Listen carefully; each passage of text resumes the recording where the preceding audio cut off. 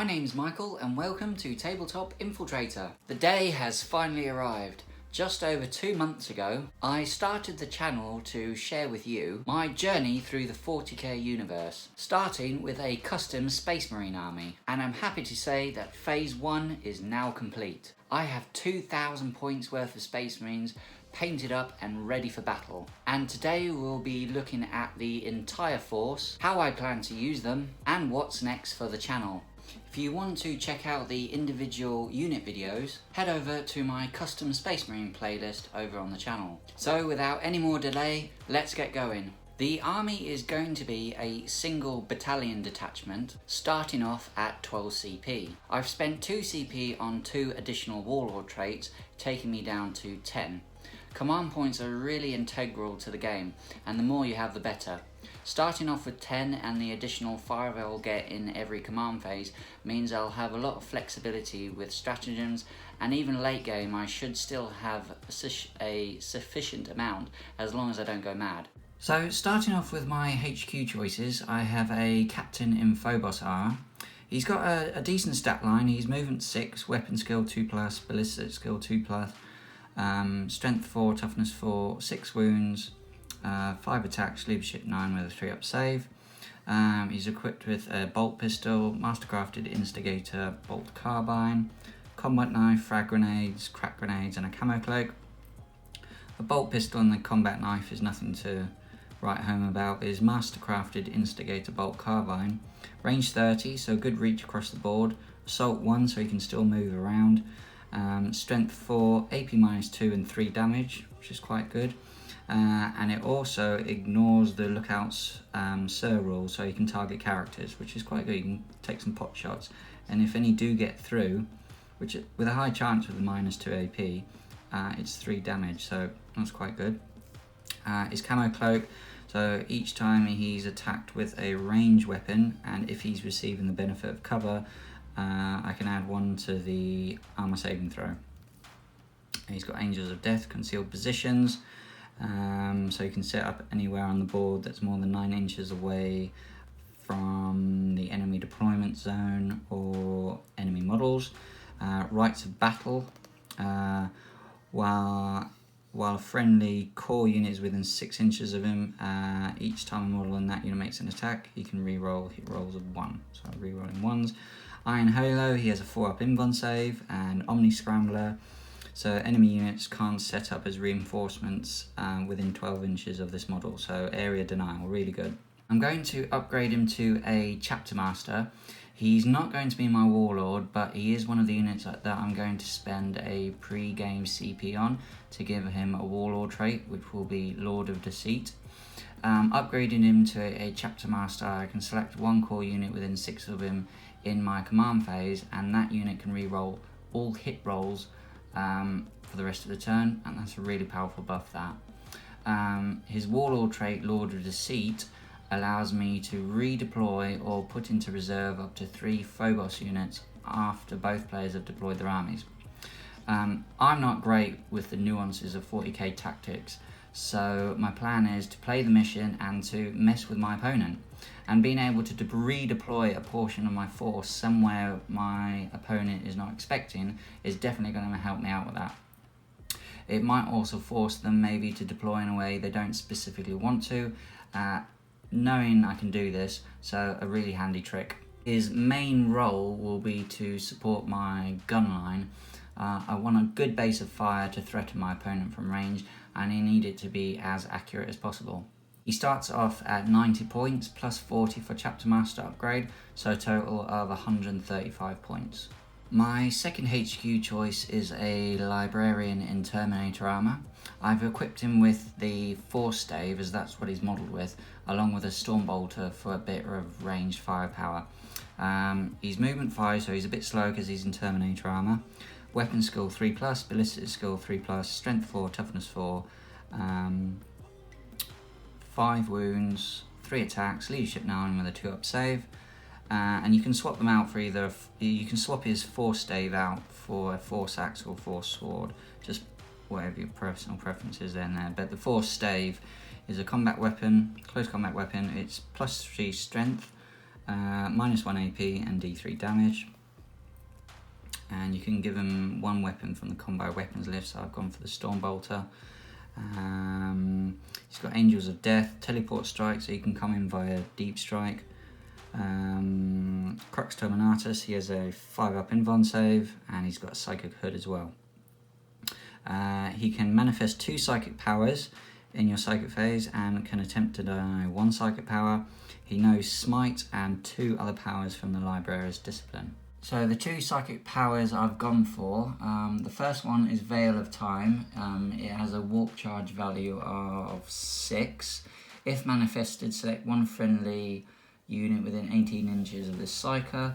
Until the start of your next psychic phase, you can re-roll advance rolls and charge rolls made for that unit.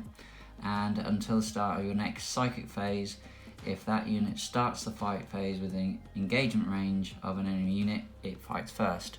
So this is really going to help to increase my charge odds, and enabling a unit to fight first is huge, especially both for destroying a key target and to avoid return damage. And the second power is Might of Heroes. It has a warp charge value of 6 as well. So if Heroes has a warp charge value, if manifested, select one friendly core or character model within 12 inches of the Psyker. Until the start of your next psychic phase, add 1 to that model's strength, toughness and attack characteristics. So Might of Heroes, again, beefing up a unit with additional strength and toughness, and an attack will mean they hit hard and are just that little bit harder to wound in return. I've also given him a Warlord trait, which is my second pre-game CP. It's Imperium Sword. I can re-roll charge rolls and gain 1 extra strength and attack. Again, increasing charge rolls is vital, and giving him additional strength and an attack means he hits that little bit harder in close combat. I've also given him a relic, which is the armor Indomitus, which is +1 wound and gives a 2+ save, which is a bit irrelevant because he's in Terminator armor. But once per battle, you can activate a force field, giving him a 3+ invuln save. So just in case something nasty comes along I need him to get to grips with, he's just that little bit more survivable as well. His job is going to be to support the assault element of my army, coming in via Deep Strike to a vital part of the battlefield. I'm going to need him to hit hard and ensure the unit he's with does so as well. So that's why I've chosen the Warlord trait and the 2 psychic powers to go with him. Points wise, he starts off at 105 points, and with a Storm Bolter a total of 110 points. That's the HQ choices for the army. Next, some troops. And my first choice is a 2 5-man tactical squads. Tactical Marines, Firstborn Marines, their movement 6, weapon skill 3+, ballistic skill 3+, strength 4, toughness 4, 2 wounds, 1 attack, 2 on the sergeant, leadership 7 and 8 on the sergeant with a 3-up save. Every model is equipped with a bolt pistol, bolt gun, frag grenades and crack grenades. Just your standard profiles for bolt guns and bolt pistols. There's some additional options you can give the sergeant. You can give him weapons from the pistol list and the melee weapons list. The Space Marine sergeant bolt can be replaced with one of the following, so you can give him a combi weapon. What else? If the unit contains 9 or fewer models, one Space Marine can be replaced with one of the following with one of the following. So you can give a Space Marine a heavy weapon, or you can give them a special weapon like a melter gun or a plasma gun, and the heavy weapons like las cannon, heavy bolter. And if it's 10 models, you can have an additional special weapons. If this unit contains 10 models, one Space Marine bolt gun can be replaced with one weapon from the special weapons list. If this unit contains 10 or one space from the heavy weapons list. And then they've got Angels of Death and combat squads. Each unit is going to be equipped with a heavy bolter. The heavy bolter has had an upgrade recently, going to 2 damage per shot, so has a nice punch and is a relatively cheap way of adding some extra firepower to the squad. Tactical squads, I think, are still very much relative in a Marine force, simply because they do have access to a heavy and special weapon options, and have some good transport choices if needed. And Firstborn Marines now have 2 wounds, so are more survivable. Their role is simple enough. I just want them to sit at the back in my deployment zone, either sitting on a home objective or screening out possible deep strikes by my opponent. A 5-man unit with a heavy bolter works out at 100 points each, so for the 2 that's 200 points for both squads. Next is 2 5-man assault intercessor squads. Their movement, let's have a look here, there's movement 6, weapon skill 3+, ballistic skill 3+, strength 4, toughness 4, 2 wounds, 2 attacks on the intercessor and 3 on the sergeant, leadership 7 and 8 on the sergeant with a 3-up save. Every model is equipped with a heavy bolt pistol, Astartes chainsword, frag grenades and crack grenades. So a heavy bolt pistol is an upgrade on the standard bolt pistol. So it's range 18, so it's got a decent enough range. Pistol 1, strength 4, AP -1 and 1 damage. And then the Astartes chainsword is a close combat weapon, strength for the user, -1, 1 damage, and each time the bearer fights he makes 1 additional attack with this weapon. You can swap out the sergeant's heavy bolt pistol with a hand flamer or a plasma pistol, and the sergeant's Astartes chainsaw can be replaced with one of the following. So you can give them a power fist, a power sword, or a thunder hammer. They have Angels of Death and combat squads.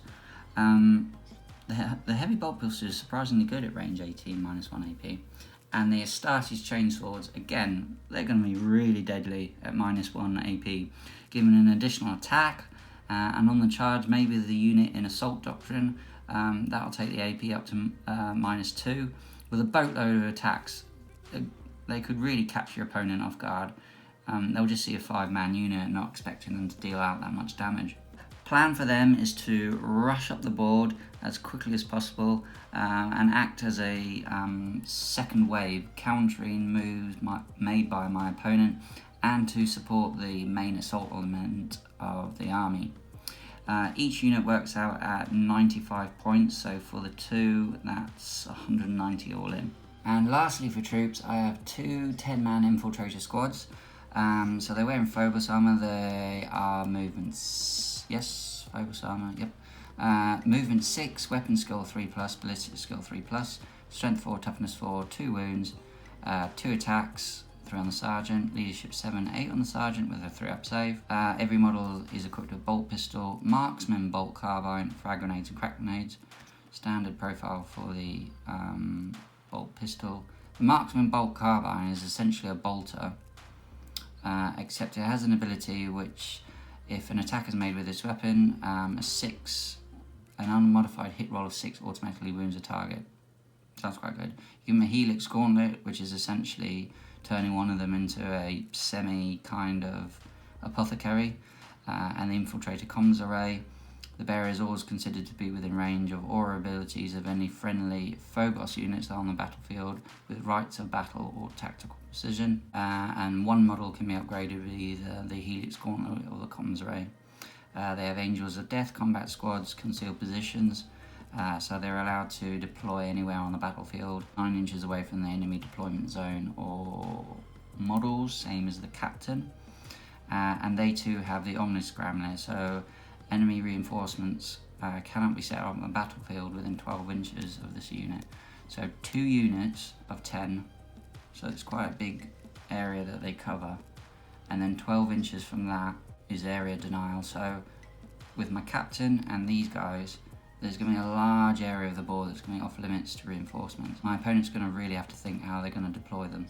So upgrades for the unit, I'm going to go for the comms array. So the marksman bolt carbine is quite handy with its auto wounding on 6s, especially if I'm within rapid fire range, and the comms array will allow the unit to re-roll 1s to hit using the captain's right of battle aura, regardless of where they are on the battlefield. These units are going to be key to me messing with my opponent. The combination of their concealed positions rule and the warlord Warlord trait, Lord of Deceit, letting me redeploy them will hopefully keep my opponent off guard from turn 1.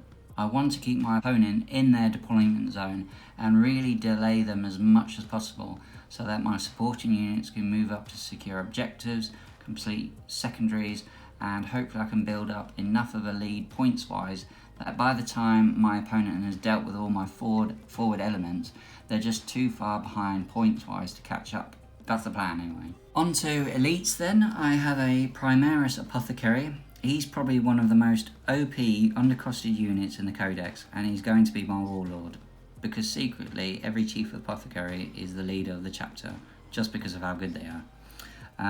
His stats are movement 6, weapon skill 3+, ballistic skill 3+, strength 4, toughness 4, 5 wounds, 4 attack, leadership 8, and a 3-up save. And he's equipped with an Absolver bolt pistol, reductor pistol, frag grenades and crack grenades. So the Absolver bolt pistol is range 18, pistol 1, strength 5, -1 and 2 damage, so it's quite tasty. And the reductor pistol is 3 inches, so someone has to be really close for him to use this.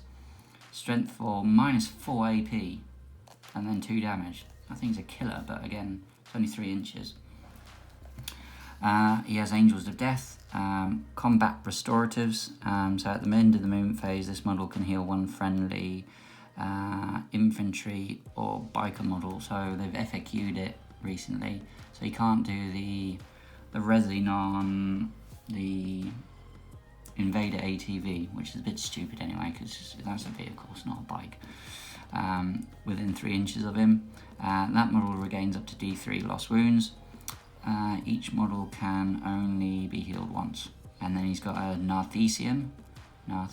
Yep, I'm pretty sure I said it right in my first video on the Apothecary, Narthesium. While a friendly chapter infantry or biker unit, again I don't think it includes the ATVs anymore, is within 3 inches of this model, each time a model with that wound would lose a wound, roll a d6, and a 6 with that wound is not lost. So he's got 6 up, feel no pain. I'm not taking him for his stats, I'm taking him for his abilities. So I've upgraded him to Chief Apothecary, because why wouldn't you for 15 points? It's such a cheap upgrade. The Chief Apothecary allows me to heal up to 2 models per turn, and by making him my Warlord, I can give him the Warlord trait Selfless Healer, allowing me to heal models up to the maximum of 3 wounds instead of D3. That's a bargain. And he can also use the strat Combat Revival for free, bringing back 1 dead model with full wounds. He's just incredible and well worth including in the list. So he's got a 6 up feel no pain for units within 3 inches. He can heal 2 models up to 3 wounds, and he can bring back another model to full wounds as well. He's so good. He's going to be tucked away in my gun line, making everyone nice and survivable. My opponent is going to have to dedicate a lot of resources in order to silence them with him around. Costs, he's 80 points, and for the Chief Apothecary upgrade, it's 15 points, so a total of 95 points. That is an absolute steal for what you're getting. My second elite choice is a 5-man Assault Terminator Squad. These guys are quintessential 40k, and I was never going to do an army without including a unit. They're movement 5, so they're a bit slow, obviously, because they're in bulky Terminator armour. Weapon skill 3+, ballistic skill 3+, strength 4, toughness 4, 3 wounds. 3 wounds on Terminators, that is really good now. I'm glad they've given them, because they usually just got blown away in previous editions. 2 attacks, 3 on the Sergeant, leadership 8 and 9 on the Sergeant, with a 2-up save. Every model is equipped with a Thunderhammer and Storm Shield. But you can swap them out if you want to for a Lightning Claw. So Thunderhammer is a close combat weapon, it's ×2 strength, -2 AP and 3 damage. Each time an attack is made with this weapon, subtract 1 from that attack's hit roll. So forced to hit in close combat, but they do have a stratagem, Fury of the First, which gives +1 to hit, so that'll help them out, that'll cancel that out. Lightning Claws, if you wanted to, is a close combat weapon. strength for the user, -2 AP and 1 damage. Each time the bearer fights, it makes 1 additional attack with this weapon. Each time an attack is made with this weapon, you can re-roll in the wound roll. That's really good. And then the Storm Shield will give them a 4-up invuln save, and in addition it gives them add 1 to the army saving throw made for the bearer, which is I think that's going from a 3-up invuln to a 4-up invuln, but getting add 1 to the armor save. I think is actually better. And I've seen some battle reports where the Terminators have been dropped down into cover, and they're essentially ignoring AP -2 hits against them, which is incredible. If you want them to just sit on an objective and they're tucked away in cover, they'll just be an absolute pain to get rid of. Teleport armor, so it'll allow them to, you can give them one of these for 5 points I think, and it allows you to just redeploy the squad during the game. Let's have a look. Angels of Death combat squads, teleport strike, so they can come into the battle as reinforcements via deep strike. They do have a Crux Terminator, so they do have a 5-up invuln, but the 4-up will be better on the Storm Shield. So the unit is going to be armed with Thunderhammer and Storm Shields. I like the combination of good damage output and survivability this will give them. The squad is going to be my main assault unit, supported by the Librarian and starting in reserve to come in by deep strike. The plan is for the Librarian to beef them up and increase their odds of making a charge when they arrive, and then ensuring if an enemy does survive the initial attack, the next turn they can finish them off without being struck first. They're going to be instrumental in holding my opponent back and arriving at a key location on the battlefield. So the infiltrators have moved up and they're just annoying and delaying my opponent, and then as my opponent moves in to deal with them, I can bring my Terminators down to then form another wall for them to have to break through. Each model comes out at 43 points. It is a bit weird in the book because it says that they're armed with Thunderhammer and Storm Shields, but in the costing, you've got to include, I think, the price of the Storm Shield or Thunderhammer.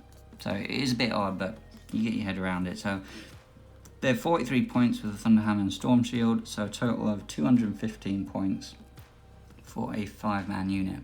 Now that I've listed all my assault units, it's time to talk about my chapter tactics, to which the Terminators will be benefiting the most, as well as the assault intercessors. So I've gone for Hungry for Battle, which adds 1 to advance rolls and charge rolls made for units with this tactic. So adding 1 to advance and charge rolls gives me better odds of making a charge roll. There's nothing worse than your assault troops poised to make an attack and then just standing there because they fail like a bunch of idiots. So yeah, I need to make my odds as good as I can because my rolling is appalling as well. So yeah, I'll need all the help I can get. And then the second is Whirlwind of Rage. I finally got that out right. So each time a model with this tactic makes a melee attack, if that model's unit made a charge move, was charged, or performed a heroic intervention this turn, an unmodified hit roll of 6 scores 1 additional attack. So you can just imagine these Terminators charging in. On the charge, each model's got 3 attacks, 4 for the Sergeant. If the Librarian gets his Might of Heroes psychic power off, that's another additional attack. All the more and then the chances of you rolling 6s to get an additional hit, that will just dish out a huge amount of damage. Next is Fast Attack, and I've got a single 5-man Inceptor squad. So these guys are movement 10, weapon skill 3+, ballistic skill 3+, strength 4, toughness 5 because they are in Gravis armor, 3 wounds, 2 attacks, 3 on the Sergeant, leadership 7, 8 on the Sergeant with a 3-up save, and every model is equipped with 2 assault bolters, or you can swap those out for plasma exterminators. So the assault bolters are range 18, assault 3, strength 5, -1 damage, and then the plasma exterminators range 18, assault D3, strength 7, -3 AP and 1 damage. It's blast. and then you can supercharge them, so range is the same, assault D3, strength 8 this time, -3 and 2 damage, but you can blow yourselves up if they overheat by rolling ones. I haven't gone for plasma exterminators like most people do. They are extremely dangerous, I know, but with my luck and poor dice rolling, I'll probably blow up the unit and not do any damage like the first time I try to use them. I'm going to be equipping them with the assault bolter, as I need a unit that can deal with hordes at range. I haven't got anything like that really in my army at the minute.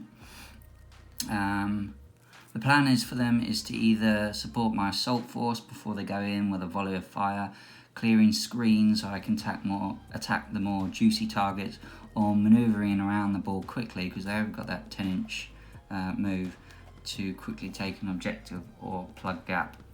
So for a unit of 5, let's have a look. The points come to 225. Yeah, 225 in total. And lastly, for heavy support, I have a 10-man Hellblaster squad. The unit is going to form the core of my gun line, supported by the captain and apothecary. So again, movement 6, weapon skill 3+, ballistic skill 3+, strength 4, toughness 4, 2 wounds, 2 attacks, 3 on the sergeant, leadership 7, 8 on the sergeant with a 3-up save. Every model is equipped with a bolt pistol, plasma incinerator, frag grenades and crack grenades. I have been really torn about what to arm these guys with. In my Hellblaster video I said I was going to equip them with the heavy plasma incinerator, that one there. The amount of damage they can dish out is ridiculous, especially when overcharging. Now, I was thinking this would not only let me deal with heavy infantry, but tough vehicles and monsters as well. The downside is the -1 hit if they move, so I'd be hitting on 4s. Even though I get the re-rolls from the captain, that's still 50% off chance of hitting. So 9th is all about movement from what I've seen, and my opponent could just redeploy staying out of line of sight. So the assault plasma incinerator, however, will allow me to move around more easily and throw out a huge amount of shots. So it's range 24, so it's way less than 36, but the movement will help negate that. Assault 3, so each weapon's got 3 shots. Strength 6, so decent against heavily armoured infantry. -4 AP, or cut through most armour, and then damage 1. But you have got the 3 shots, and if you're supercharging, the range is the same. The 3 shots, flat 3 shots are the same, but it's strength 7, so it could deal with some vehicles and monsters and stuff. -4 AP and 2 damage. So that is a lot. I'm really torn between which ones I want to take.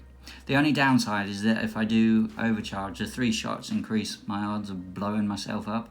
And these guys are an essential asset, and I can't lose any efficiency by losing them. But being supported by the captain to increase their hit chances, and the apothecary, so he'll be able to heal them if they're damaged by enemy fire or anything like that. And as long as I don't lose too many to exploding ones, I can bring them back the following turn. Comment below, let me know your thoughts, which loadout you would go for. And for the unit of 10, it works out at 330 points, so it's quite an investment, but I think if I can use them right, deploy them right, and get the most out of these 2 choices maybe, or 3 choices, because you can have the plasma incinerator, I could cause a lot of damage. So let me know your thoughts down below, and I will take everything on board everyone says, because I know they're not the most popular choice, the Hellblaster squad. And with that, I have 2,000 points worth of Space Marines ready for the tabletop, and I can't wait to roll some dice and purge the enemies of mankind. So how do I plan to pull off this masterpiece of tactical warfare? Well, I'm just getting back into the hobby after quite a few years, so when it comes to tactics, less is definitely more. The idea that I alluded to earlier in the video is that I use my infiltrators to deploy as high as possible and instantly apply pressure to my opponent, supported in the following turns by the Terminators, Librarian, Inceptors and Assault Intercessors. Fire support will come from my Hellblasters, escorted by my Captain and Phobos armor and my Chief Apothecary, to help get shots on target and to keep them alive. And finally, the tactical squads will act as a reserve force to hold home objectives and to screen out areas of the board from deep strikes and reserves coming in from my opponent. With all that out of the way, let's have a look at the entire army on the tabletop. Cue the inspirational music.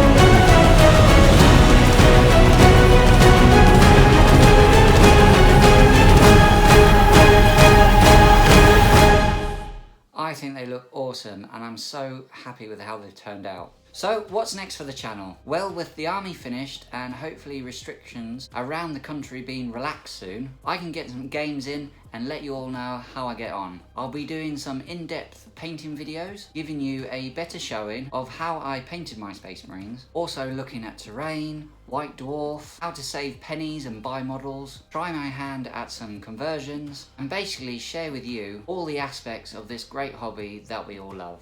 The story doesn't end there though for the Redeemers chapter. With phase 1 completed, I'll be moving on to phase 2 and adding more units to my custom chapter. I'd really like to get the majority of the Space Marine range painted up and represented on the tabletop. And I can't believe I'm saying this, but I might actually start looking at a Xeno army. If some of you remember, I painted up a squad of Necron warriors a few weeks ago. They were intended for my Marines to beat up on in all of my battlefield scenarios that I showed you. And I actually really enjoyed the experience. Painting them up, that is, as well as beating up the Necron warriors. And I do have the other half of the Indominus box set just sitting there, so maybe, but until that time, someone call the Inquisition, because this is heresy. Xeno scum. So that's it from me for another week. If you've enjoyed the video, consider giving me a thumbs up, and if you haven't, a thumbs down. And more than ever, I'd really like to hear your thoughts on my army structure and choices, and how I'm planning on using them. Any feedback, hints and tips, stick them down in the comment section. I'd really appreciate it. And if you want to support the channel, hit that subscribe button there in the corner. Switch on notifications so you never miss a video. All this really does help the channel grow. And a big thank you to all of you who have followed my progress so far.